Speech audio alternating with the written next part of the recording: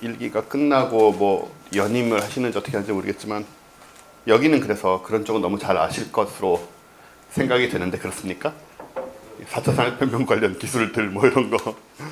그래서 저는 좀 다른 얘기를 준비를 해봤습니다. 저는 과학 얘기를 하고 다니는데요. 기본적으로 이제 이런 사람입니다. 저는 팟캐스트를 하고 있고요. 팟캐스트 하시면 혹시 팟캐스트 듣는 분들 계세요? 네. 아, 예. 옛날에 이제 낙곰수로 유명해져가지고 저는 딴지일보 출신입니다. 김어준 씨가 낙곰수 한다고 그럴 때 결사 반대했던 사람이죠. 네. 하지만 낙곰수 통해서 딴지일보가 살고 김어준도 살고 결과적으로 저도 살았어요. 네. 얼마나 격렬하게 싸웠는지 제가 딴지일보를 집어치우고 산티아고 순례길을 가버렸거든요. 이거 하면 당신하고 이제 얘기 안 한다 이러고. 아무튼 그 팟캐스트입니다. 거기서 이제 이어져서 굉장히 많은 종류가 나왔는데 그 중에 하나고요. 5년 반을 했는데 지금까지 이렇게 다운로드가 많이 있습니다. 그래서 200편 정도 올라왔고요. 내용은 거의 다 기초과학입니다. 기술 쪽은 거의 다루지 않고 천문학, 생물학, 뭐 입자물리학 그 외 그쪽 그런 쪽 과학들을 많이 다루고 있는데 의외로 그런 얘기들을 좋아하셔서 배경은 이렇게 복잡합니다. 네, 철학도 됐고 밴드도 했고요. 이렇게 보시면 네, 밴드 한 티가 나죠 아직도. 근데 밴드 할 때 막상 이런 분위기가 아니었지만 딴지일보 하다가 SBS에서도 일하다가 역사책을 써서 제일 많이 판 책은 사실 이 책입니다. 네, 혹시 갖고 계신 분 안 계시겠죠 설마? 저 있어요. 아 예. 아까부터 계속 긍정적인 대답을 해주시는 분이 한 분 계십니다. 요걸 쓰고 원래 아시아편, 이게 유럽편이거든요. 아시아편, 아메리카편을 쓰려고 계약도 다 했는데 이쪽이 잘 되는 바람에 지금 그냥 계속 미뤄지고 있고요. 그래서 과학 얘기를 한 지는 직업적으로 한 지는 이제 6년 정도 됐습니다. 네, 원래 그런 사람이 없었기 때문에 그리 오래되지 않았지만 마치 뭐 원로 취급을 받고 있는 그런 이상한 상태죠. 제가 얘기 드리려고 하는 것은 일단 과학의 본질과 그리고 제가 문과입니다. 과학 얘기를 하지만 그러니까 철학과라고 여기 적혀 있듯이 문과임에도 불구하고 이제 과학 이야기를 하게 되는 이유가 있고 그리고 과학 특히 기초과학이라는 것이 그 인문적인 자각이나 성찰이나 이런 것과 얼마나 깊은 관련이 돼 있는지를 얘기를 드리고 싶어요. 일단 과학에 대해서 제가 생각하는 것들을 좀 얘기하기 위해서 과학하면 보통 이제 떠오르는 게 무엇인가 우리한테 여러분은 조금 다를 수도 있겠습니다만은 대부분의 사람들은 딱 한정돼 있습니다. 일단은 아무래도 우리에게 큰 상처들을 남겨준 시험이죠. 2학년 대단원 모의고사라고 적혀 있네요. 물질의 구성. 어릴 때 과학을 좋아하다가도 중고등학교가 되면 과학을 다 싫어하게 되죠. 학교 때문에, 시험 때문에. 그리고 어렸을 때 우리가 생각했던 과학은 뭐 그런 거잖아요. 아톰, 로켓, 우주 뭐 이런 거. 저도 그랬어요. 초등학교 때부터 코스모스, 칼세이건 그런 책도 읽고 굉장히 좋아했는데 학교에 들어가서 이런 걸 하라고 그러니까 모르겠고 못하겠고 왜 하는지도 모르겠고 그래서 이제 점점 멀어지게 된 게 대부분의 사람들의 역사고 특히 문과 쪽 사람들은 그리고 저희 팟캐스트를 듣는 사람들이 연령층이 꽤 높습니다. 3, 4, 50대들인데 대부분이 어렸을 때 과학 로망을 좀 갖고 있다가 이 시기에 다 잃어버린 사람들이죠. 우리 사회에서는 당연한 것인데 사실은 굉장히 잘못되어 있는 것이라고 할 수 있죠. 그 다음에는 이제 이런 거죠. 이 TV 프로그램 기억나세요? 예, 스폰지라고. 거기에는 이렇게 생활의 과학, 상식, 뭐 맥가이버스러운 얘기들이 많이 나왔습니다. 그 중에 하나가 이거였어요. 상어가 공격할 때 땡땡땡 하나만 살 수 있다. 질문을 하잖아요. 그러면 이걸 답이 건전지였대요. 근데 마치 굉장히 도움이 되는 얘기 같지만 우리가 상어에게 공격을 받을 때는 우리는 어디 있을까요? 바닷속에 들어있겠죠. 그때 혹시 모를 상어의 공격을 위해서 배터리를 준비하고 있는 그것도 방전이 되지 않게 굉장히 복잡한 장치를 방수로 쏴놓고 있다가 상어가 오면 뜯고 예, 이런 식으로는 인생이 되지 않죠. 사실은 굉장히 말도 안 되는 얘기긴 하지만 어쨌든 간에 이런 얘기들을 통해서 많은 분들이 우리나라의 많은 분들이 기초과학에 대한 개념이 없고 특히 과학을 이야기하는 쪽이나 과학 교육 쪽도 그랬어요. 그러니까 학생들을 상대로 하는 쪽 말고 이미 조금만 학생, 중고생을 벗어나게 되면 실생활의 과학, 내 주변의 과학, 그래서 뭐 그런 과학이 재밌고 즐겁다 이런 얘기를 많이 했는데 사실은 그런 쪽에 국한되다 보니까는 과학의 본질이 뭐냐, 진짜 과학은 왜 있는 거냐, 원래 왜 생긴 거냐 이런 생각에 대해서는 접근할 기회가 거의 없습니다. 그리고 또 하나 이미지가 이제 이 분이시죠. 누군지야 다 아실 거고요, 그죠? 어째서 이런 표정을 지으셨는지 굳이 원래 이렇게 막 유머러스한 분이 아니세요. 근데 제가 알기로는 이 사진이 원래 옆에 다른 사람 하나 더 있고 기자가 파파라치 같은 기자가 너무 사진을 찍어대니까 거기다가 놀려 먹으려고 한 사진이라는데 그 부메랑이 돼서 본인이 지금 돌아가신 지 몇십 년 후까지도 이 모습으로 기억이 되고 있는 또 이분은 우리나라에서는 우유로 유명하시잖아요. 그죠? 그 우유를 먹으면 DHA가 들어와서 뇌가 좋아지고 머리가 좋아지고 그래서 덕본 사람은 거의 없을 거라고 생각이 되고요. 이 정도가 우리가 가진 과학에 대한 이미지입니다. 그냥 단편적인 이미지. 근데 과학은 왜 존재하느냐? 이제 지금부터 제가 영상을 하나 보여드릴 건데 영상은 BBC에서 만든 다큐멘터리 일부입니다. 근데 브라이언 콕스라는 영국의 물리학자이자 과학 커뮤니케이터가 나와서 아주 간단하고 우리가 다 알고 있는 원리의 실험을 하나 해줄 거예요. 같이 보시죠.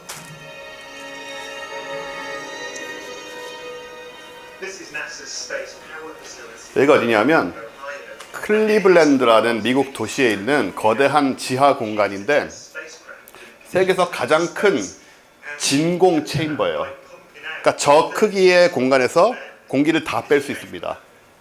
평소에는 30톤이 들어있거든요. 2g이 남을 때까지 기술적인 한계가 거기죠. 뺄 수 있어요. 근데 저런 데 갔습니다. 근데 지금은 공기가 들어있는 상태고요. 그래서 우리가 모두 아는 중학교 때 배운 실험을 할 겁니다. 자, 무거운 것과 가벼운 것. 가벼운 쪽은 심지어 깃털입니다. 떨어뜨리면 공기가 있기 때문에 누구나 알듯이 이렇게 떨어지게 되죠. 깃털이 저렇게 떨어진 이유는 공기의 저항 때문이라는 것은 우리가 그 정도는 알고 있죠.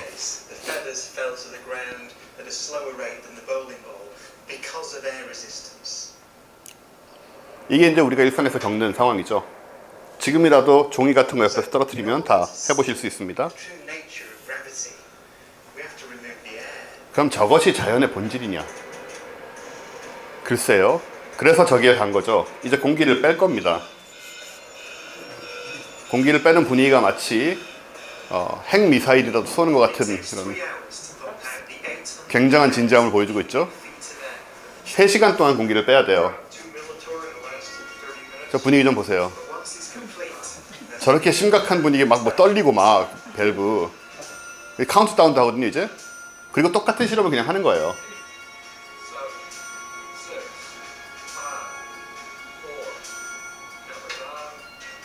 공기가 없는 상태에서는 어떻게 될까?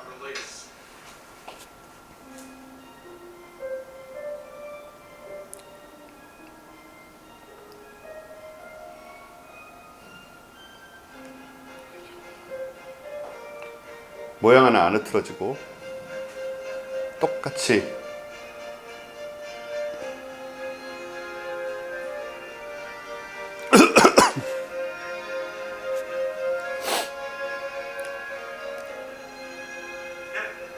이거 뭐 좋아하는 거 보세요.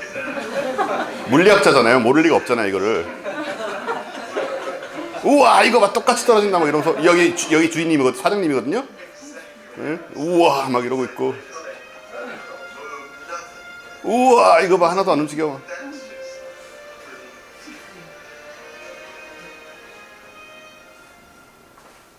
우리도 그렇고 물리학자도 그렇고 이걸 이론적으로 다 모르는 게 아니잖아요. 근데 왜 저 사람은 저러고 있을까요? 우와 막 이러면서 왜일까요? 이런 씬을 여러분은 이 영상 전에 보신 적 있으세요? 본 적이 없을 겁니다 아마. 아주 운 좋은 경우 과학고등학교 같은 데서 요만한 거 가지고 실험을 하는 경우는 있어요.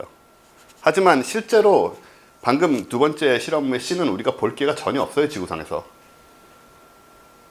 그러니까는 이 BBC 실험의 훌륭한 점은 그 포인트를 포착을 하는 거죠. 우리가 다 알고는 있습니다. 주워 들어서. 그죠? 주워 듣고, 학교 때 배워서. 근데 그건 아는 게 아닙니다. 주워 들은 거죠. 주워 들은 것과 아는 것은 굉장한 차이가 있어요.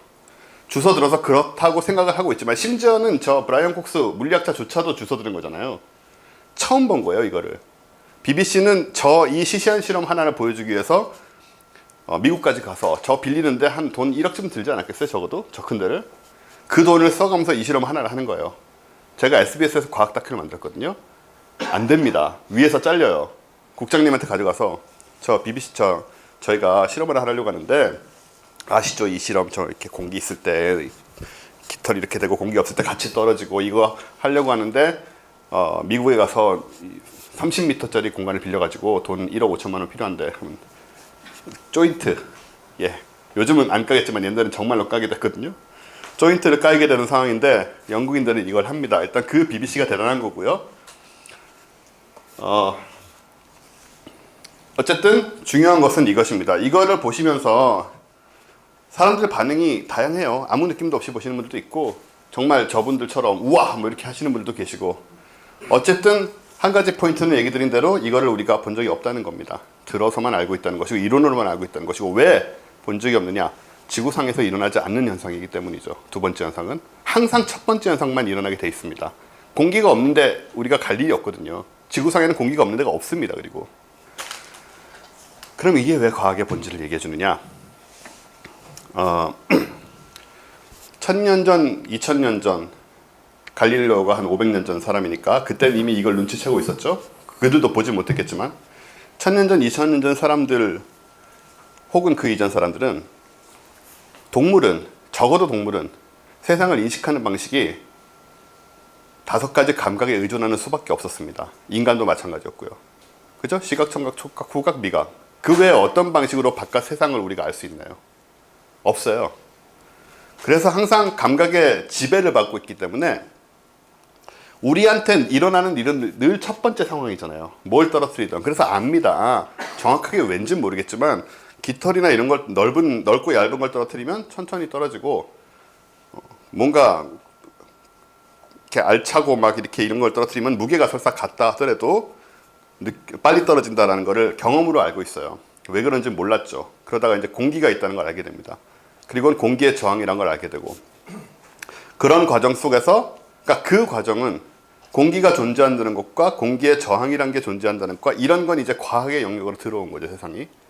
그전에는 항상 첫 번째 상황만 봅니다. 그래서 그게 우주의 보편적인 법칙인 줄 알죠. 왜냐하면 우리 주변 세상밖에 못 보고 있기 때문에 이게 다인 줄 알거든요. 그런데 거꾸로 생각해 보시면 우리 주변에서는 첫 번째 일만 일어나지만 지구를 한 걸음만 벗어나면 어떤 일이 주종으로 일어날까? 첫 번째 공기가 있는 세상은 우주에서는 정말 적은 영역입니다. 퍼센트를 따질 가치도 없어요. 그런 데서만 일어나는 것이 첫 번째 우리 주변의 일상에서 일어나는 저현상이에요.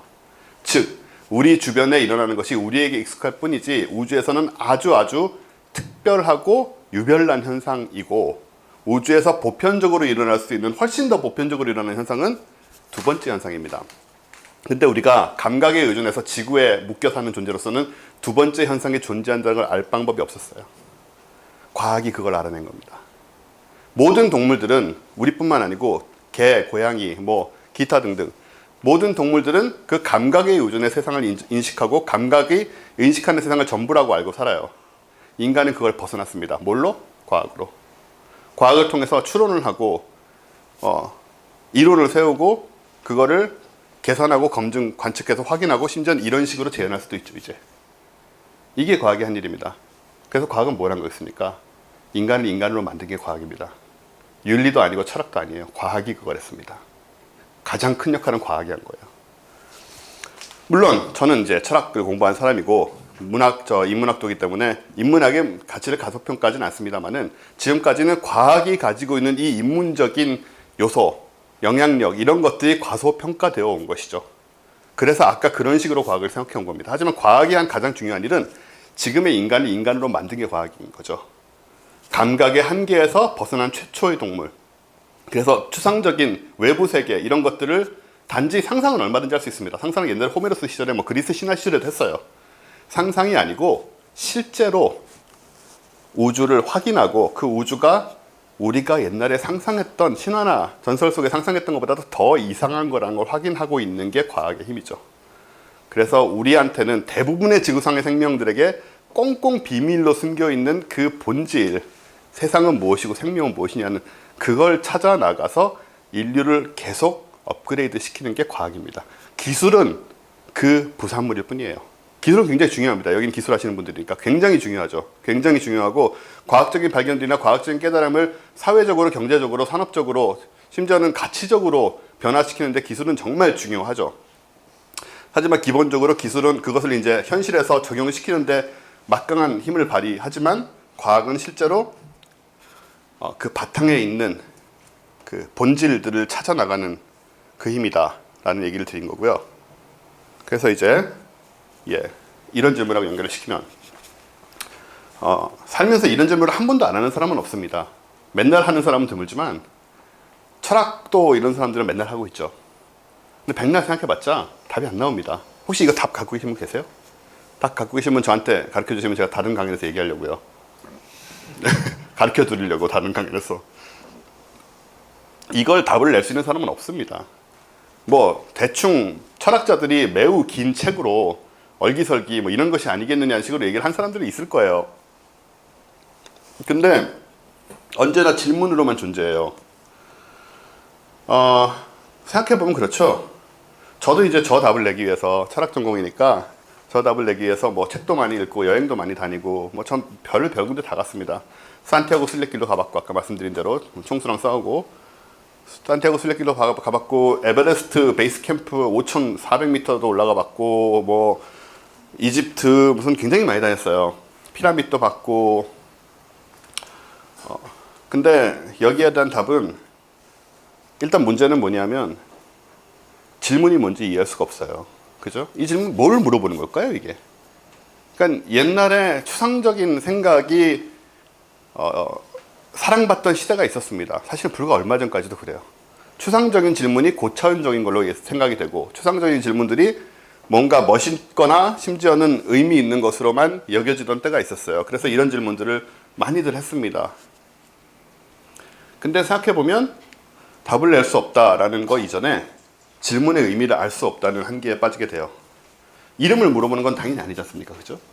뭘 물어보는 건 진짜 알아야 대답을 할 수 있는데 이거는 항상 우리한테 계속 질문만 던져놓고 우리를 미궁에 빠뜨려 놓고 죽을 때까지 여기서 벗어나지 못하게 만드는 질문입니다.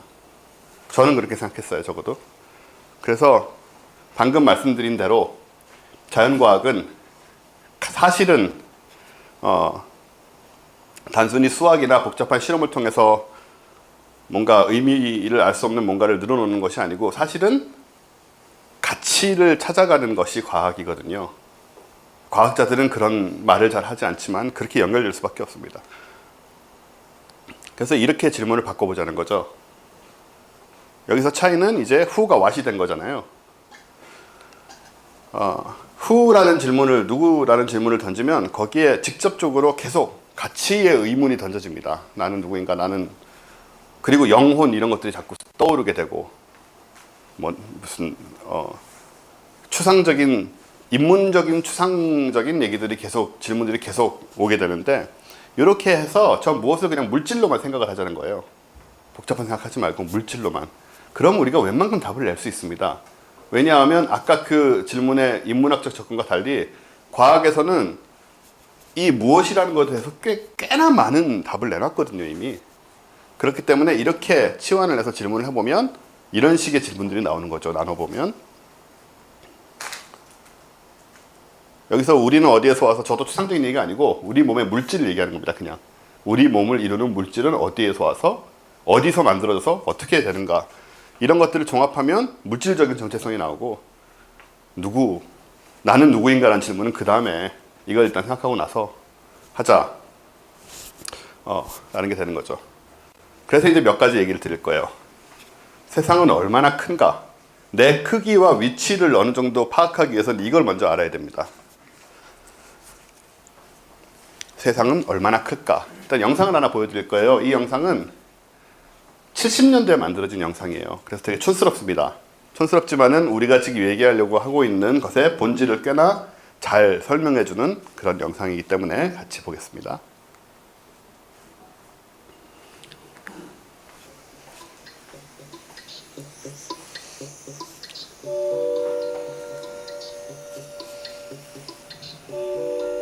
음악부터 촌스럽죠?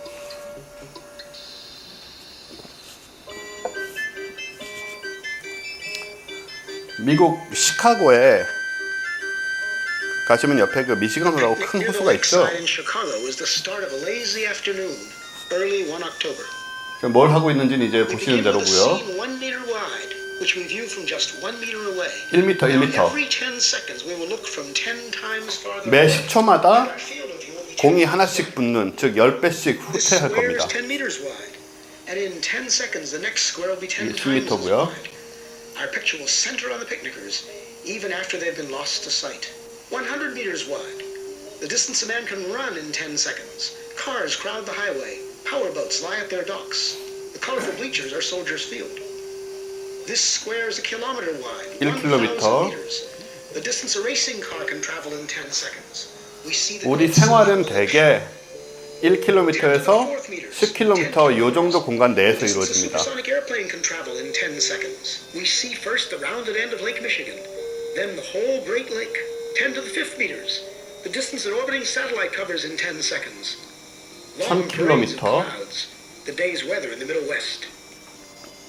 10 to the 6th, a one with 6 zeros. 이게 1000km네요. Soon the Earth will show as a solid sphere. 이제 미국이 다 보이죠? 10,000km는 지구의 지름입니다. 쭉 빠져나가다 보면 이렇게 우리가 많이 움직였지만 뒤에 별 위치는 하나도 안 변했어요. 왜냐하면 얘네들은 너무 멀리 있기 때문에 이 정도 움직인 걸로는 전혀 변화가 안 보입니다. 이게 달의 궤도죠. 여기 이제 우리가 황도라고 얘기하는 이제 지구가 태양을 도는 궤도입니다. Now we mark a small part of the path in which the Earth moves about the sun. Now the orbital paths of the neighbor planets. 10에 10승미터. Venus, 금성궤도, 화성궤도, 수성궤도. entering our field of view is the glowing center of our solar system, the sun. Followed by the massive outer planets. 뒤에 있는 것들이죠. 목성, 토성, 천왕성, 해왕성. 이때까지 명왕성이 행성이었기 때문에 그림이 그려져 있죠. 또 태양계 전체가 하나의 점으로 작아지고 있는데도 뒤에 별들의 모습은 그대로예요. 이 정도 움직인 걸로는 영향을 받지 않습니다. 태양이 이렇게 작아졌어요. 뒤에 별들이 그대로 있다는 말은 여기서 이만큼 우리가 떨어져서 봐도 별자리 모양이 하나도 변하지 않는다는 거죠. 1광년, 10조 킬로미터예요. 빛이 1년간 가는 거리죠. 여기서까지 가는데 1년이 걸립니다. 10조 킬로미터, 100조 킬로미터. 아직도 별은 그대로입니다. 뒤에. 이제 1000조 킬로미터쯤 떨어지면 움직이면 우리가 지금 굉장히 빠른 속도로 지금 줌 아웃하고 있는 거죠. 다른 말로 하자면. 그래서 뒤에 별들이 움직이기 시작했고 이게 이제 우리 은하의 은하수들이에요. 이 하나하나가 다 별인 건 아실 거고요. 여기서 여기까지 이제 빛이 1만 년 동안 달려야 됩니다. 우리 태양계는 은하계에서 약간 구석에 있어요. 우리 은하의 지름은 10만 광년, 빛이 여기서 여기까지 10만 년 걸려요. 10 to the 22nd power, a million light years. 100만 광년. Groups of galaxies bring a new level of structure to the scene. 요것들은 이제 별이 아니고 하나하나 다 은하입니다. But whole galaxies of stars seen as one. We pass the big Virgo cluster of 이거 다 galaxies 은하고요. and many others. 100 million light years out. As we approach the limit of our vision, we pause to start back home. 10의 24승. The galaxies like dust, is what most of space looks like. This emptiness is normal. The richness of our own neighborhood is the exception. 자, 지금 이건 70년대 영상이기 때문에 이때는 우주의 크기가 이만했어요. 여기서 여기까지가 1억 광년이거든요. 빛이 1억 년 걸립니다. 근데 지금은 우주가 엄청 커졌습니다. 왜? 우주가 팽창해서가 아니고 불과 40년 새 팽창을 그렇게 했겠습니까? 인간이 더 많이 알게 된 거죠. 그래서 40년 전에는 1억 광년의 직경의 우주밖에 못 봤습니다. 우리가. 지금은 저것의 수백 배 크기를 봅니다. 불과 40년 만에. 그러니까 엄청난 속도로 발전하고 있고요. 그 다음 마지막에 얘기 나왔지만은 이렇게 우주를 큰 크기에서 보다 보면 대부분의 공간은 비어 있습니다. 그냥 엄청나게 거대한 절대적인 텅 빈 공간 속에 아주 작은 물질들이 조금씩 흩어져 있는 것 뿐이에요. 그래서 우리 주변에 우리가 느끼는 지구와 화성과 뭐 달과 태양과 기타 등등 이 심지어 우리 은하까지도 이 밀도는 우리가 아주 특수한 적에 살고 있는 것일 뿐이고 우주의 대부분은 그냥 허공입니다. 그럼 이제 현대인들이 2018년에 과학이 알아낸 확인한 우주의 크기는 얼마나 될까? 여기 이제 방금 보셨던 세계예요. 그거보다 조금 작은 세계네요. 여기 우리 은하입니다. 얘가 안드로메다 은하예요. 안드로메다 은하 다 들어보셨죠? 안드로메다로 보낸다 이런 말 있었잖아요. 그죠? 얼마 전까지. 요즘은 아무도 안 쓰죠. 네, 요즘 쓰면은 촌스러운 얘기인데 어쨌든 보낼 수 없습니다. 너무 멀어요. 250만 광년 떨어져 있어요. 광년이라는 거는 이게 혼동하시는 분들이 있는데 시간 단위가 아니고 거리 단위입니다. 그래서 그 말은 우리가 안드로메다를 지금 볼 수 있습니다. 심지어 맨눈으로도 보여요. 날씨 좋을 때는. 보면 그것은 언제적의 안드로메다일까? 예, 광년이라는 의미는 250만 년 전의 모습이죠. 그러니까 이제 지금은 이게 없을 수도 있어요. 심지어 뭐 아마 그런 일은 안 생겼겠지만 250만 년 전의 모습을 보고 있는 겁니다. 반대로 말하면 이게 우리 은하고 이게 안드로메다인데 안드로메다도 우리 은하보다 조금 더 클 것이라고 생각이 돼요. 그러면 여기에 우리가 살고 있는 만큼 안드로메다에도 우리 같은 사람들이 살 수 있잖아요. 과학자들 다 인정하고 있는 사실입니다. 이제 이거는 우리 같은 존재가 한둘이 아니고 뭐 굉장히 조 단위로 있을 수도 있습니다. 그 중에 상당수가 우리 은하 보는 망원경 정도는 만들었을 거예요. 그럼 우리 은하를 보면서 이제 눈치를 챘겠죠. 저것도 별이 아니고 은하다. 와, 우리랑 비슷한 크기의 은하에 많은 생명이 살 수도 있겠다. 그러면서 과학을 발전시켜서 만약에 아주 좋은 망원경을 만들어서 지구 표면을 들여다보고 있다고 생각을 해보자고요. 그럼 뭐가 보일까요? 걔네들한테는 오스트랄로피테쿠스가 보이는 거죠. 우리 지금 모습은 볼 수가 없습니다. 물리적인 한계예요. 그냥 어떤 기술을 발전시켜도 불가능해요. 그건 오스트랄로피테쿠스를 보면서 걔네들은 그 생각을 할 겁니다.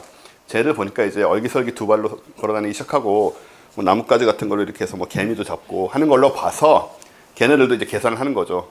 우리랑 쟤네랑 250만 광년 떨어져 있으니까 지금쯤 돼서는 쟤네들도 우리랑 비슷한 과학기술을 발전했을 수도 있겠다 정도의 추정은 할 수 있겠죠.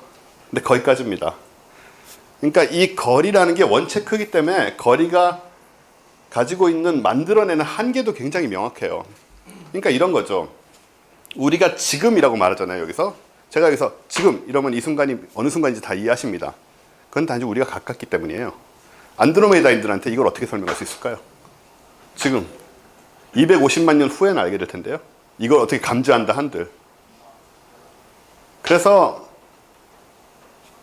우주가 얼마나 큰지, 공간 사이가 얼마나 먼지를 이해하면서 사람들은 이런 것들이, 과학자들은 이런 것들이 의미가 없다는 걸 이해하기 시작했어요. 지금이라는 순간은 존재하지 않아요, 사실은. 저한테만 있습니다, 저한테만. 여러분하고도 저하고도 이미 거리가 있어요. 제가 이 행동을 하는 순간 여기 여러분하고 저하고 굉장히 가까울 뿐이지 여러분이 저를 감지하는 데는 광속 이상의 속도로 감지할 수가 없습니다. 그래서 미묘한 차이가 나게 돼요. 그래서 우리는 시간을 사실 공유하지 않습니다. 아주 근사치로 공유할 뿐이지 절대로 같은 시간을 공유할 수가 없어요. 우리는. 이런 것들이 다 20세기 과학이 밝혀낸 것들이고요. 자, 조금 더 나가보면 이제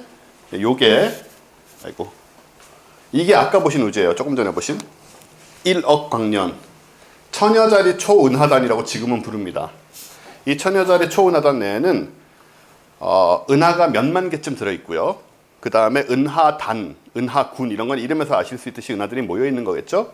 모여있는 것들이 100개 정도 있고 지름이 1억 광년입니다. 그러니까 아까 우리가 봤던 마지막에 은하의 크기, 우주의 크기라고 알 수 있어요. 그런데 40년이 지난 지금 우리가 알고 있는 우주는, 우리가 관측할 수 있는 우주는 어떤가? 제가 자꾸 일로 오면 안 되겠군요. 네. 이렇습니다. 이것은 추정이 아니고 실제로 인류가 관측 가능한 우주의 크기예요. 방금 보신 이것이 어디에 있느냐? 이건데 이 천여자리 초운하단이라는 뜻이거든요.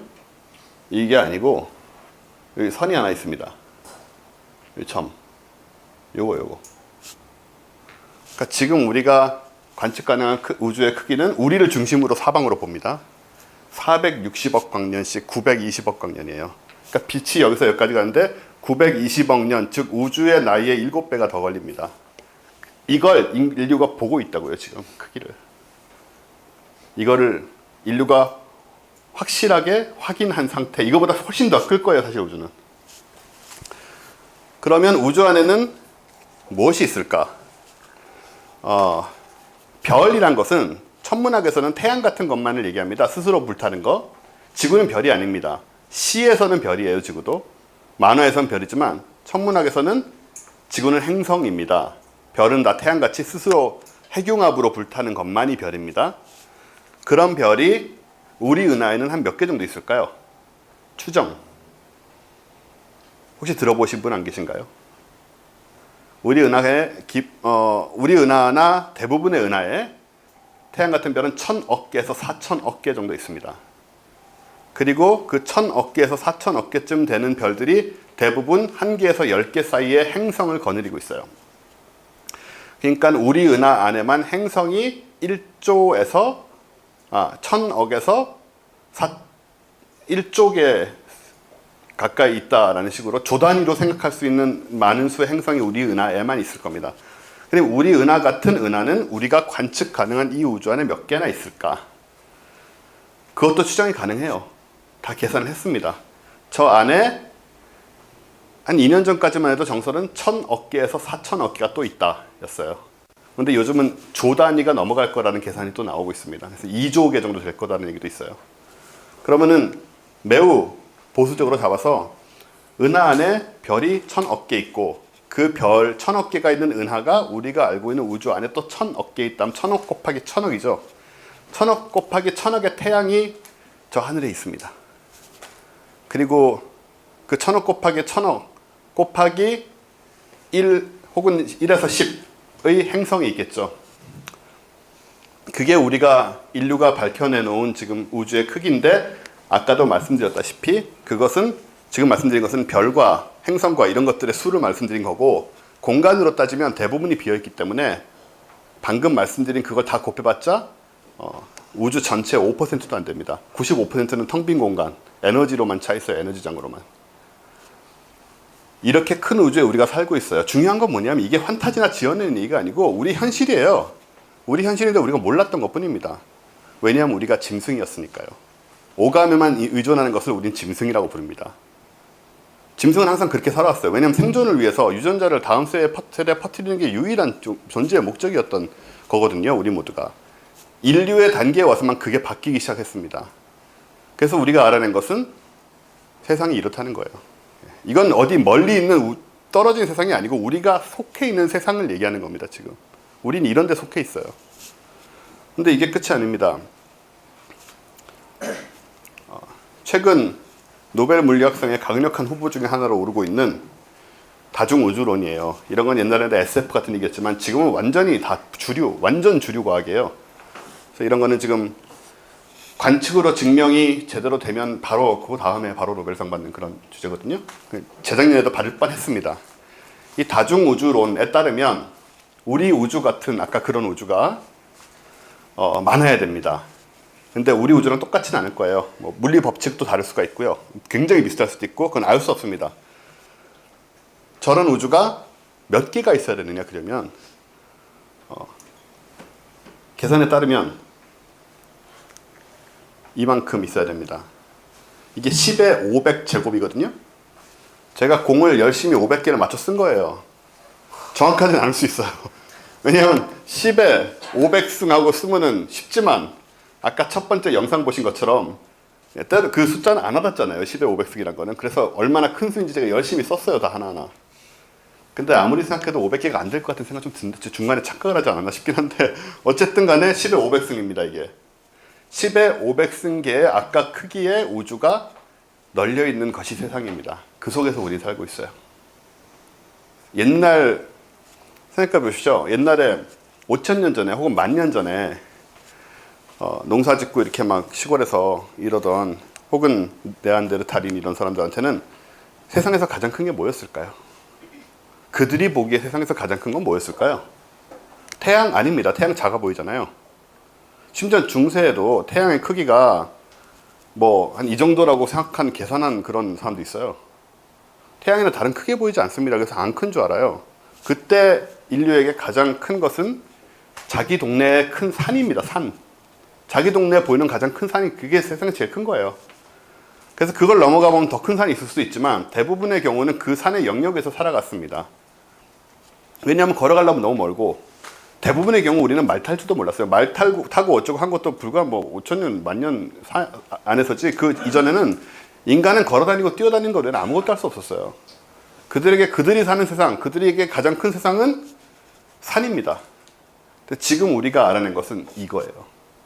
산이 우주의 가장 큰 것으로 생각하던 존재와 이것을 알아낸 존재와의 차이는 굉장한 겁니다. 정말로. 과학은 이걸 하는 거죠. 이게 과학의 목적이에요. 그래서 결론은 하지만 이런 걸 보다 보면 이제 이런 느낌이 들 수 있죠. 세상은 이렇게 크고 우리는 정말 작구나. 살아서 못하나. 그렇잖아요. 우리가 점유하고 있는 시공간의 크기를 생각해 보세요. 우주가 생겨난 지 138억 년 됐고 앞으로 아마 수천억 년에서 수조년 동안 계속 존속할 거거든요. 근데 우리는 길어야 100년 살고 우리가 점유하고 있는 공간이 이거잖아요. 그렇죠? 먼지보다도 훨씬 작아요. 먼지에 비유할 정도가 아닙니다. 사실은. 먼지나 우리나 똑같습니다. 우주에서는. 우리나 먼지나 똑같이 좀 어처구니 없이 먼지보다 더 작은. 그래서 이거를 느끼게 되면 굉장히 큰 허무감이 옵니다. 여러분이 이걸 지금 바로 느끼시지 못하겠지만 나중에 혹시 관심이 있어서 이걸 보다 보면 어느 순간 굉장히 강력한 허무감이 올 때가 있어요. 그때 여러분은 이걸 정말 느끼신 거예요. 그 허무감이 올 때. 이게 뭐다라는 거를. 그런데 다행히 반대의 세계도 있는 것이죠. 작은 세계. 아까 그 영상에서 거꾸로 들어가 볼게요. 1억 광년에서 이제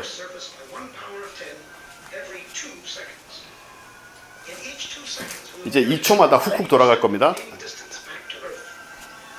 Notice the alternation between great activity and relative inactivity.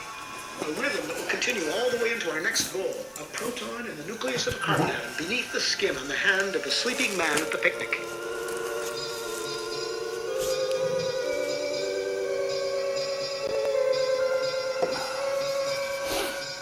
Ten to the ninth meters, 10 to the eighth.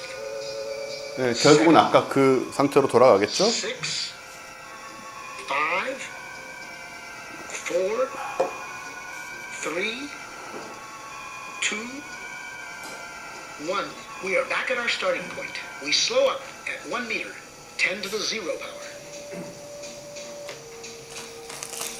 Now we reduce the distance to 자, our 여기서 이제 안으로 destination 들어갈 by 거예요. 90% every 10 seconds. Each step much smaller than the one before.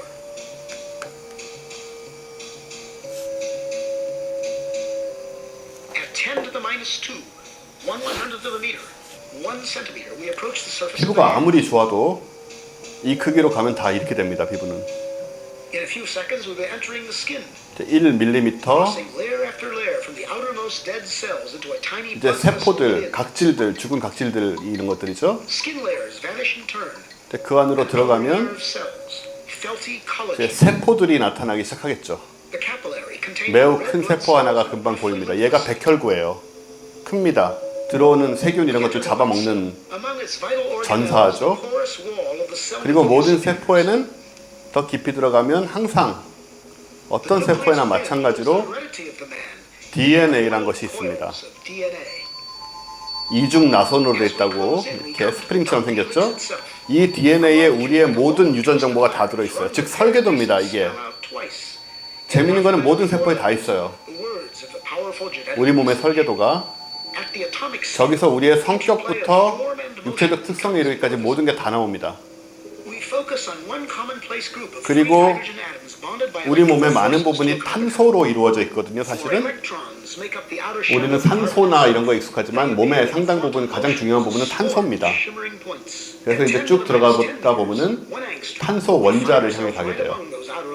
이런 것들 전자들이고요. 반짝반짝하는 거는 원자 핵을 향해 갈 거예요. 이게 탄소의 원자 핵입니다. 이 주변에 이제 허공임을 또 알 수 있습니다. 아무것도 없어요. 6개의 양성자와 6개의 중성자가 모여 있는 게 탄소의 원자 핵이에요. There are protons and neutrons in every nucleus, electrons in every atom, atoms bonded into every molecule out to the farthest galaxy. As a single proton fills our seed, 그래서 쭉 들어가면 저것을 또 이루고 있는 쿼크라는 물질이 있습니다. 10의 마이너스 15승미터. Then, when we saw many clusters of galaxies together, it was 10 to the 40th, or 1 and 40 zeros. 이게 이제 70년대에 알아낸 작은 세상의 크기예요. 한 가지 큰 세계화 공통점은 대부분이 텅 비어 있다는 겁니다. 그게 사실은요, 우리 몸이나 우리가 보고 있는 모든 것들이 대부분이 허공입니다. 그래서 이런 것들이 발견될 때 중국의 철학자들이 되게 좋아했다는 얘기가 있죠. 저 도가사상이나 불교사상이랑 뭔가 연결되는 부분이 있거든요. 사실은 공허한 텅 빈 부분이고 우리가 딱딱하다고 생각되는 것들은 전부 전자기 결합이 돼 있을 뿐이지 사실은 공간적으로는 거의 다 비어 있어요. 어쨌든 원자는 이런 식으로 생겼습니다. 원자핵이 있고 전자가 저 멀리서 돌고 있다는 말이 정확하진 않지만 아무튼 있습니다. 움직이고 있어요. 근데 중간에는 비어 있기 때문에 이제 이런 예도 들지만 보통 잘 드는 예는 서울 시청에다가 농구공을 하나 둔다. 얘가 원자 핵입니다. 그러면 이제 수소 원자 같은 경우에는 원자 핵이 양성자 하나, 전자 하나라서 굉장히 단순하게 생겼거든요. 그래서 설명하기 쉬운데 수소 원자 핵을 서울 시청의 한가운데 두면 농구공으로 두면 전자는 어디에 있는 무엇이냐? 수원에 있는 먼지 한 알이에요. 그 사이에는 전부 공간, 텅 빈 공간. 이게 우리 몸을 이루고 있는 기본 단위 원자의 진실이에요. 자, 그럼 작은 세계는 얼마나 많이 또 작아질까? 아까 쿼크 마지막에 보셨을 거예요. 쿼크와 전자가 이런 거 좀 크고요. 전자, 쿼크 이런 것들이 굉장히 작은 크기입니다. 이거를 우리가 정의하기 위해서 그 명칭을 만들었어요. 아토미터라는 크기 단위를 만들었습니다. 전자나 쿼크의 크기는 1아토미터라고 이제 규정을 한 거거든요. 1아토미터는 100경분의 1m예요. 100경분의 1m. 그러니까 1m를 이제 이거잖아요. 100경계로 나눠서 그 중에 하나가 이제 저것의 크기입니다. 이렇게 생각하면 쉬워요. 운동 가셔가지고 보시면 짐볼이란 게 있습니다. 이렇게 이만한 푹신푹신한 공 같은 거 올라가지고 이렇게 뭘 하는지 정확히 잘 모르겠더라고요. 저는 올라가면 항상 떨어지긴 하고. 근데 이렇게 스트레칭도 하고 그러는 것 같더라고요. 그게 대략 한 직경이 1m쯤 되지 않을까 싶어요. 그러면 이 전자 100경분의 1m짜리 전자를 그만큼 키우면 똑같은 비율로 짐볼은 얼마나 커지는 걸까? 계산은 간단합니다. 100경미터가 되겠죠, 그죠? 대충 100경배니까 100경미터라는 것은 100광년입니다. 그러니까 전자의 입장에서는 걔가 생각을 하진 않겠지만 전자의 입장에서는 우리 세상에 이 1m짜리 짐볼이 100광년의 거대한 우주예요. 이 정도의 크기 차이가 있는데 우리 몸속에 무수하게 우리가 많이 갖고 있는 이것은 상상도 이론도 아니고 그냥 현실입니다. 전부. 왜냐하면 이 전자를 가지고 우리가 컴퓨터도 만들고 핸드폰도 만들고 TV도 만들고 있죠.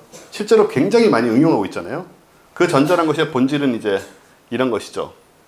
그런 다음에 그거보다 작은 게 또 있죠. 이거는 뉴트리노 중성미자라고 얘기하는 건데 이거는 일본에 있는 중성미자 감지기예요. 슈퍼 카미오 칸데라는 건데 지름이 40m고 높이가 42m고 여기에 5만 톤의 순수한 물을 증류수 H2O, H2O를 집어넣어 놨습니다.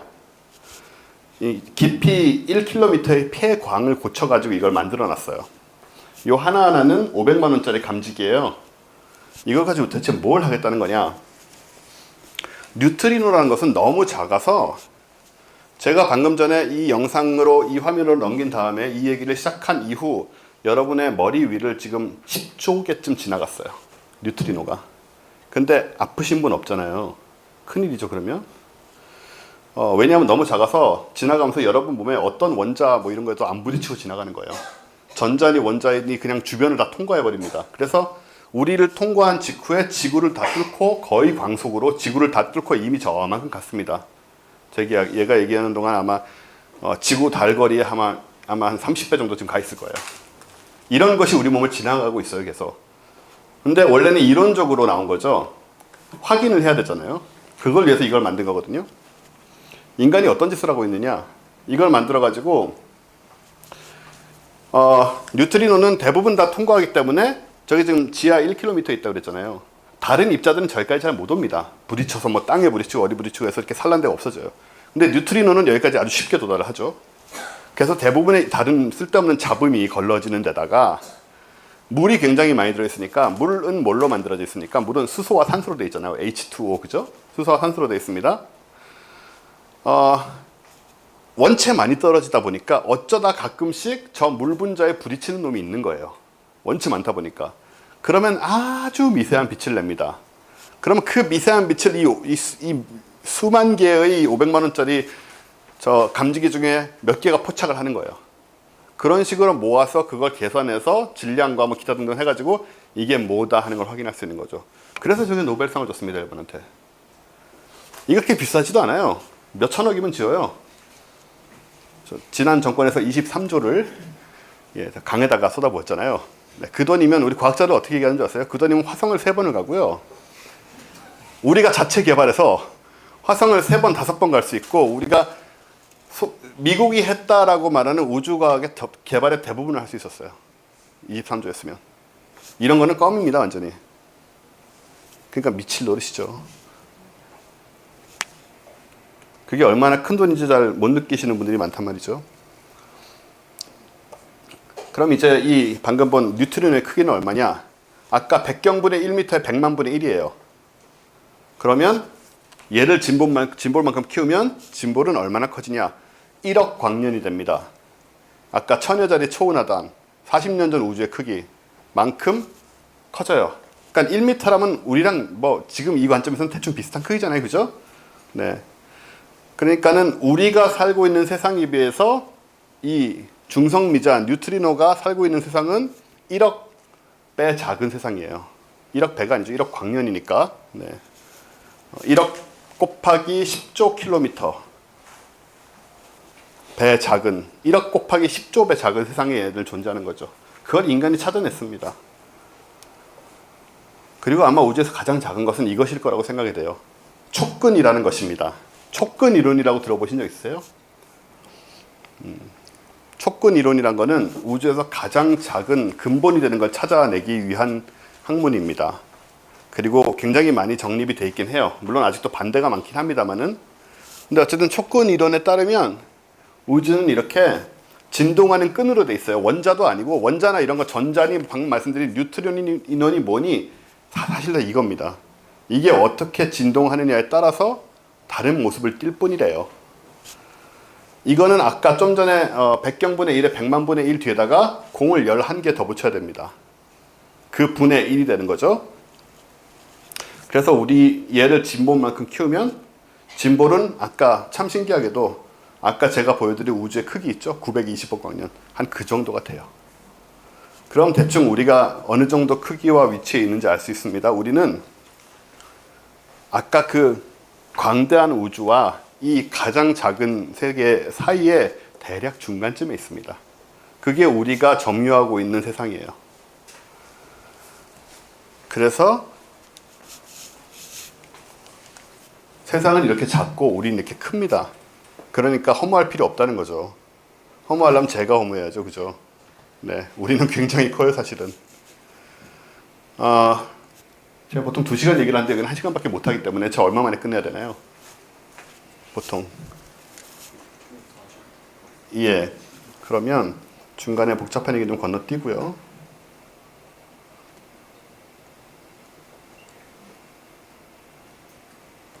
요 얘기를 하겠습니다.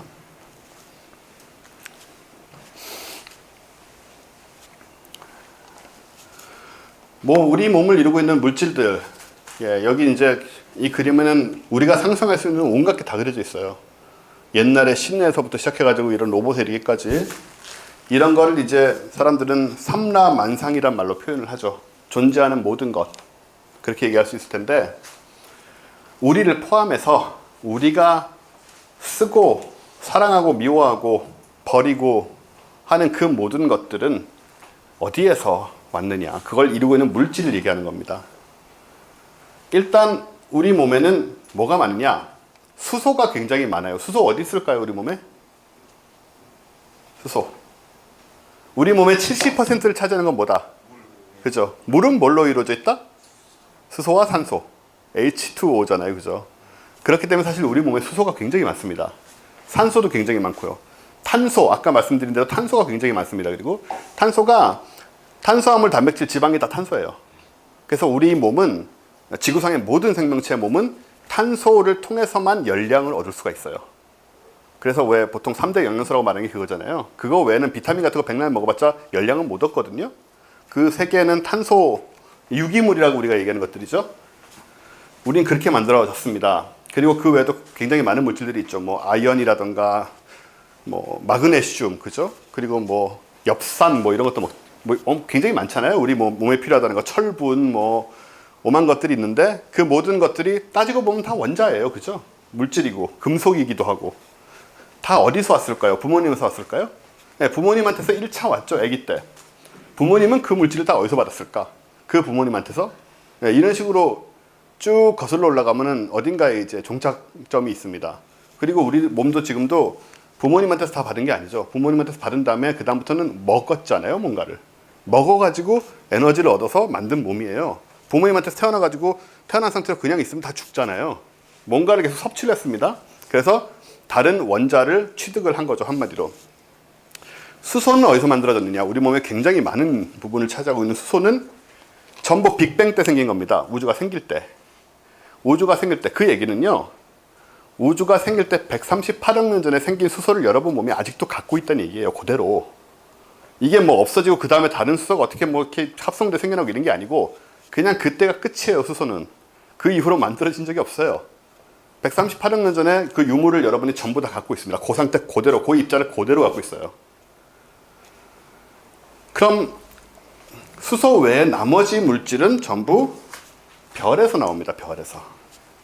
별이 아까 핵융합을 한다고 그랬잖아요. 핵융합이란 거는, 별은 원래는 수소가 굉장히 많습니다, 대개의 경우. 근데 수소가 이제 핵융합이란 건 대충 이제 원자가 떡진다고 생각하시면 돼요. 그럼 이제 얘가 떡지면서 타면서 없어지는 거죠, 열을 내면서. 그런 다음에 그 결과로 헬륨이 됩니다.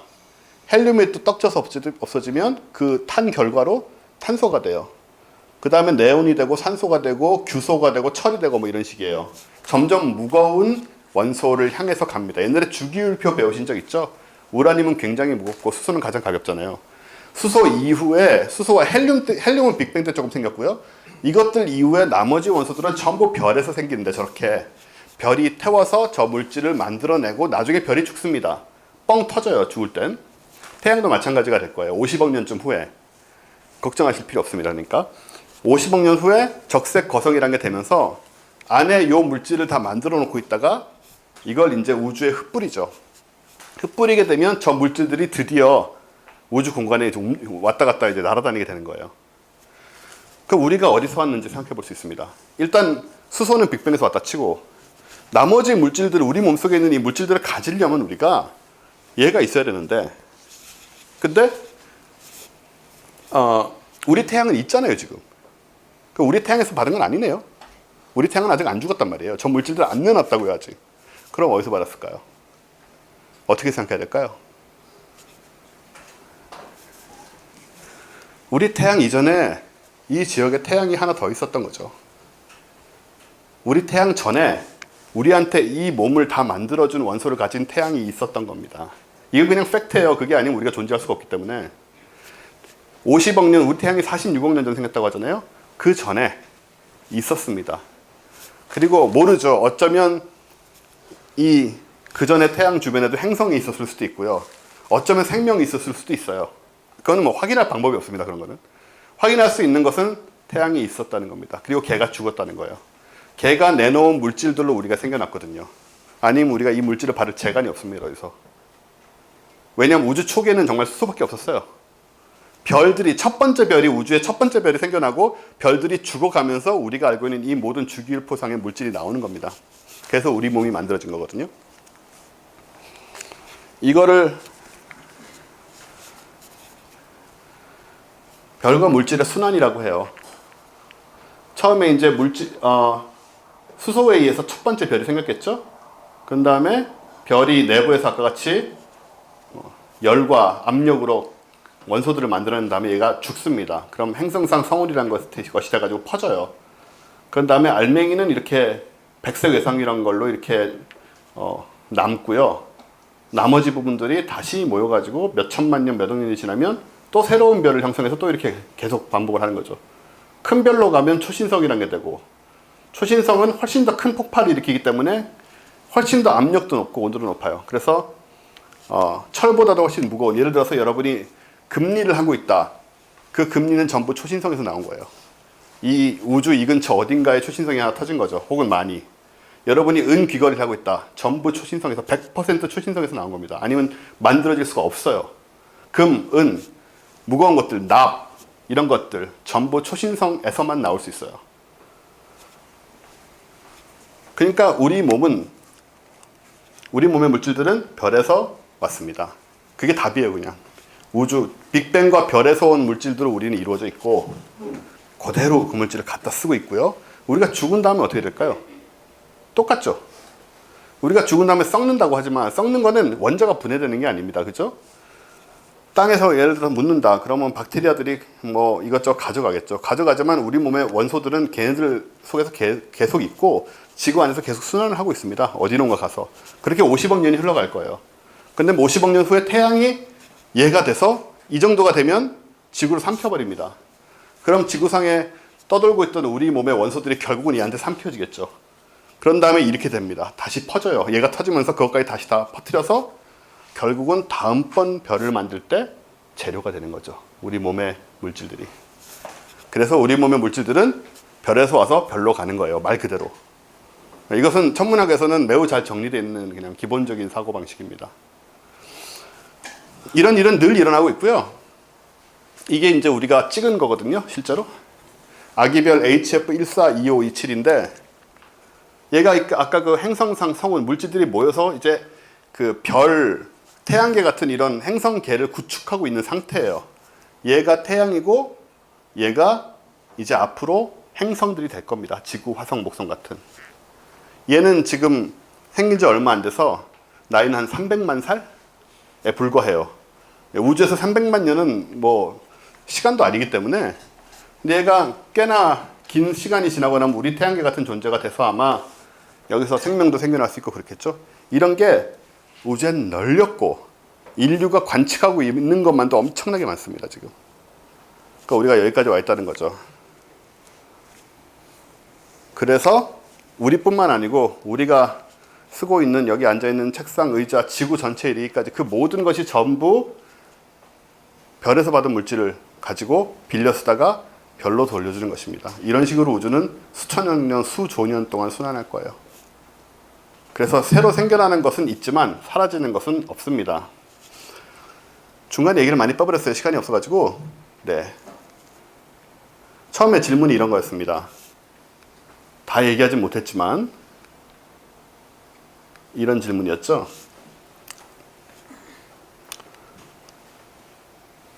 과학이 하는 일은 나뿐만 아니고 우리가 알고 있는 삼라만상이라는 이 모든 것들이 어디서 와서 어디로 가는가, 물질적인 측면에서. 그리고 그것을 만들어내는, 그것을 관장하는 법칙은 뭔가를 찾아내는 것이 과학입니다. 굉장히 허무맹랑하고 때로는 뭐 실생활에서 쓸 게 있어? 이라고 생각을 할 수도 있어요. 근데 한 가지 예만 들어드리면 상대성 이론은 시간과 공간에 대한 이론이잖아요. 어렵다고들 하죠. 옛날에 무슨 이런 얘기도 들으셨을 거예요. 세상에 이해하는 사람이 3명밖에 없다는 등은 거짓말이고 아마 30만 명은 될 거예요. 이제는 굉장히 많은 사람들이 100년이 넘었기 때문에 이론이 이미 굉장히 오래된 겁니다. 그건 이제는. 근데 상대성 이론은 이렇게 얘기를 하죠. 속도가 빨라지면 그 속에 시간은 늦게 흐르고 중력이 강해지면 그 속에 시간도 늦게 흐른다. 인터스텔라 영화 보셨으면 거기 파도 엄청 높았던 행성 기억나세요? 거기서 4시간인가 있다 오잖아요. 나오니까 밖에 기다리고 있던 흑인 아저씨는 20년이 지나 있잖아요. 그게 이제 그런 상황이거든요. 이게 도대체 우리 현실에서 무슨 의미가 있느냐라고 생각할 수 있습니다. 그렇지만 어떤 일이 벌어지고 있느냐? 여러분 여기 오실 때 운전하신 분은 다 내비를 쓰셨을 테고, 그죠? 아니면은 운전을 안 하시더라도 스마트폰 지도 같은 거는 보면서 다니실 거예요. 근데 이거를 하려면 GPS 신호를 받아야 됩니다. GPS라는 것은 인공위성에서 오는 신호예요. 그렇죠? 22,000km 높이에 있는 인공위성에서 신호를 오고 우리는 보통 핸드폰에서 그 신호를 3개에서 5개 정도 받습니다. 한꺼번에. 그래가지고 우리 위치를 파악하는 거잖아요. 근데 이게 문제가 돼요. 왜냐? 인공위성이 지구에서 멀어서 중력이 약해요. 그쪽에. 22,000km만 떠 있으니까 좀 약해요. 그죠? 그리고 한편으로는 빨리 움직이고 있단 말이에요. 빨리 움직이기 때문에 시간이 늦어지는데 내부 시간이 중력이 약하기 때문에 또 한편 시간이 빨라져요. 지구에서. 그래서 우리 지구랑 거기랑 시계가 안 맞아요. 시계가 안 맞는 게 아니고 정확하게 말씀드리면 시계는 상관이 없고 원자의 속도 자체가 다른 거예요. 원자가 움직이는 속도 자체가 달라져요. 그래서 그 신호를 그대로 받아서 얘가 인식하다 보면 우리 위치를 잡을 수가 없어요. 몇백 미터, 몇 킬로미터씩 계속 틀려요. 그래서 우리의 모든 스마트폰과 모든 내비게이션에는 아인슈타인의 방정식이 들어있습니다. 얘가 상대성 이론으로 계산을 해요. 그래가지고 곱하기 정확하게 맞아요. 그 상대성 이론을 더해주고 빼줌으로써 GPS 신호를 실시간 보정해서 여러분한테 보여주는 거거든요. 이게 결코 먼 세상에 뜬구름 잡는 얘기가 아닙니다. 100년 전에는 상대성 이론을 현실에 쓸 일이 없었어요. 위성도 없었고 뭐 빨리 움직이는 것도 별로 없었고. 근데 인간이 빨라지고 강해지고 멀리 나갈 수 있는 만큼 이런 과학들이 우리 일상으로 들어오게 됩니다.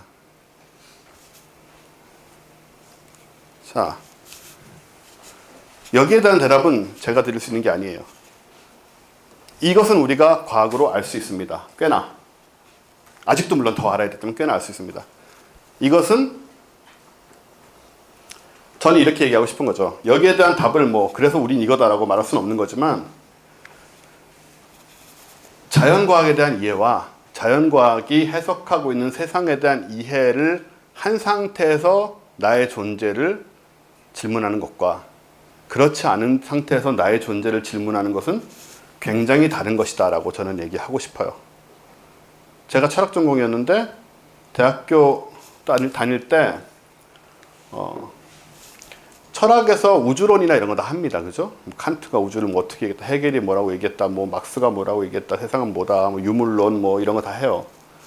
그런 걸 하는데 선배들이, 과동기들이 자연과학의 업적을 하나도 모르는 거예요.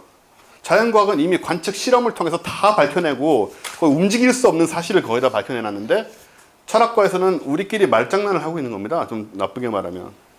그런 상태에서는 이거를 모르고 있는 상태에서 우리끼리 아무리 그럴싸한 생각을 하고 아무리 그럴싸한 깨달음을 얻어봤자 야 그거 그냥 관측 실험했는데 틀린 거다 이렇게 얘기해버리면 그냥 끝이에요. 저는 이제 그런 느낌을 많이 받았는데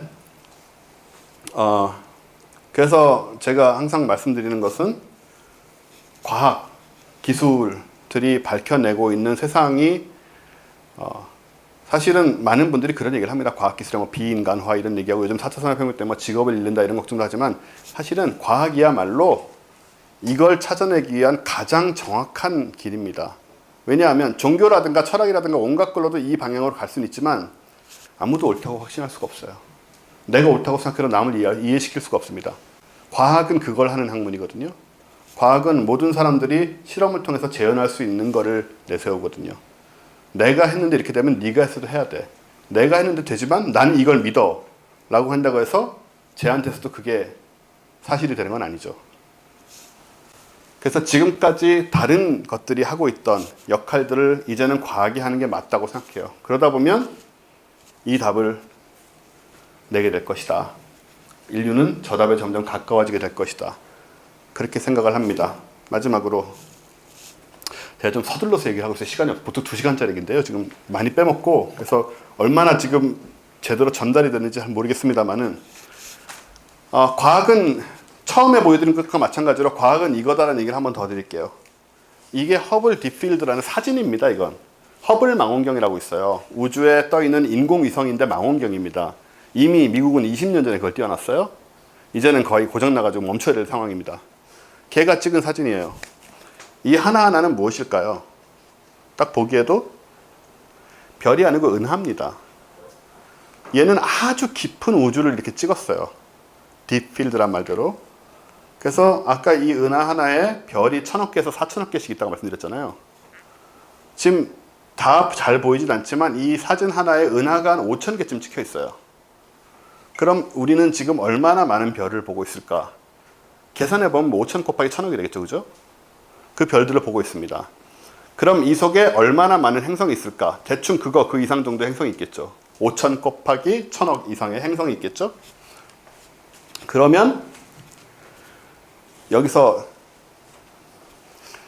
마지막 질문이 이거죠. 이 속에는 얼마나 많은 생명이 있을까 하는 겁니다. 과학은 이걸 보고 싶어 하는 게 과학입니다. 그걸 보고 싶어서 하루에 10시간씩 컴퓨터 앞에 앉아서 지루한 계산을 하는 게 과학자들이고요. 이 열정이 없으면 과학을 할 수가 없어요. 그리고 거기서 좀 더 인문학적으로 나가보면 이렇습니다. 생물이 있다는 건, 생명은 여러분도 마찬가지고 지렁이 한 마리 똑같습니다. 생명은 다들 살려고 몸부림치죠. 그죠? 살려고 몸부림치고 살기 위해서 오만 짓을 다 하는 게 생명입니다. 그 과정에서 뭐가 생깁니까? 인간의 경우는 특히 사랑과 미움과 증오와 뭐 기쁨과 즐거움과 슬픔, 고통, 뭐 오만 가지 감정들이 다 생겨나고 그걸로 버텨나갑니다. 그걸 뚫고 나가고 살아서 다음 생에게 조금 더 나은 가능성을 전달해 주기 위한 게 지금 문명이에요. 그럼 지금 이 그림 속에 그걸 상상해 보자고요. 얼마나 많은 피와 땀과 조금 다른 형태일 수는 있겠지만 피와 땀과 눈물과 고통과 죽음과 슬픔과 미련과 기대와 실망과 배신과 이 속에 몇 개가 있겠냐고요. 그게. 이게 과학이에요. 이거를 느껴보려고 해요. 과학자들은 이걸 보면 그걸 느끼거든요. 알기 때문에. 이게 뭘 의미하는지. 그리고 이 사진은 우주에 얼마만한 영역을 찍은 것이냐? 요겁니다. 엄지손톱. 엄지손톱 하늘에 이렇게 띄워버리면 엄지손톱이 가리는 만큼의 영역에 5000개의 은하가 찍혀요. 저거를 3600배 하면 대충 밤하늘이 나옵니다. 그럼 그 하늘 속에는 얼마나 많은 생명과 사랑과 증오와 죽음과 기대와 실망과 희망과 도전과 그게 우리가 사는 세상입니다. 이게.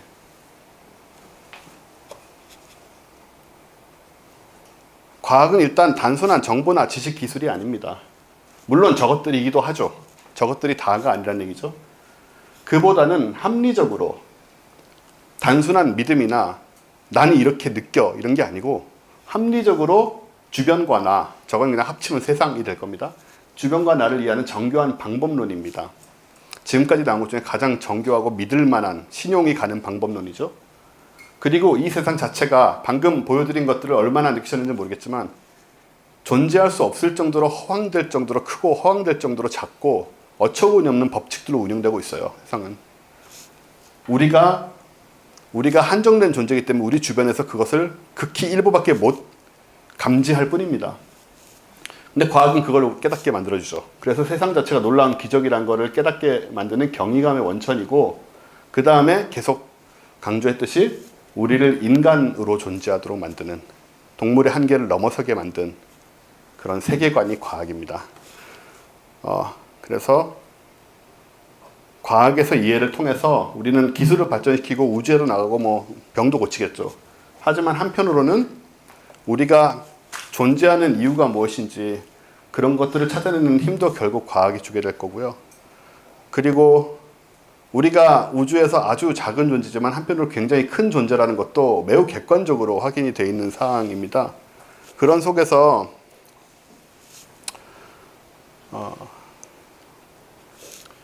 사실 어릴 때는 세상이 우리 중심으로 돌아가잖아요. 근데 나이가 들면서 우리는 스스로에 대해 실망하고 세상에 대해 실망하고 그러면서 점점 왜소해져 가요. 그리고 세상은 시시하고 지루하고 재미없는 것이 돼갑니다. 하지만 과학을 통해서 보면 그렇지 않죠. 세상은 우리 자신도 세상도 존재하는 것 자체가 어이없을 정도로 말도 안 될 정도의 작은 가능성에 의해서 생겨난 것들이에요. 그리고 어떤 판타지보다 어떤 SF보다 더 허황되고 이상한 것이 우리입니다. 우주고요. 그런 것들을 통해서 이 앞으로의 질문들에 대해서 계속 대답을 하게 하는 열정을 만들어내는 그런 것이 과학이다. 그렇게 말씀을 드리고 이제 빨리 끝내겠습니다. 감사합니다. 네.